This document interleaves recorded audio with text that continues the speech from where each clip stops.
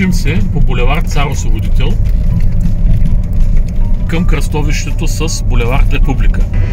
Тук винаги се образува колона от автомобили. Не трябва да нарушавате маркировката, която е от лявата страна непрекъсната и да навлизате в лентата за насрещно движение. Спирате и изчаквате зад колоната от автомобилите, зад колоната от автомобили, като насочите автомобила си към лявата лента. Маркировката почти винаги не се вижда. Това е когато ще правите на кръстовището ляв завой.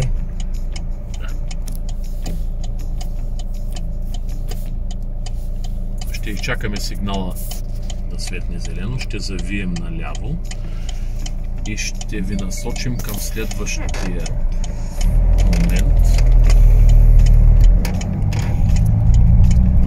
Следващия момент ще бъде завиване в обратна посока, но след малко изчакайте така.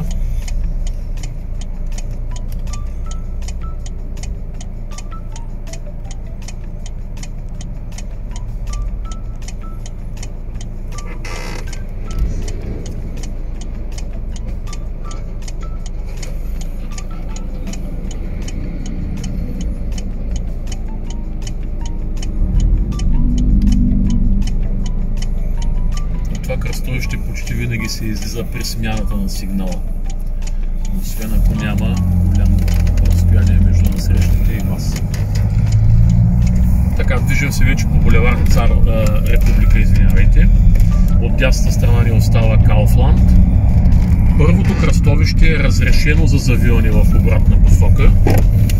Щом ви кажат, че трябва да завиете в обратна посока, тук се завивайте в обратна посока. Ние това завиване в обратна посока ще го пропуснем.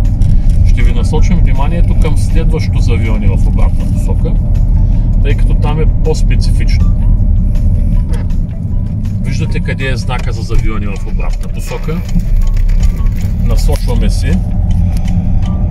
Не влизайте в лентата, която е лявата лента за завиване в обратна посока. Останете или в дясната лента, която е за направо.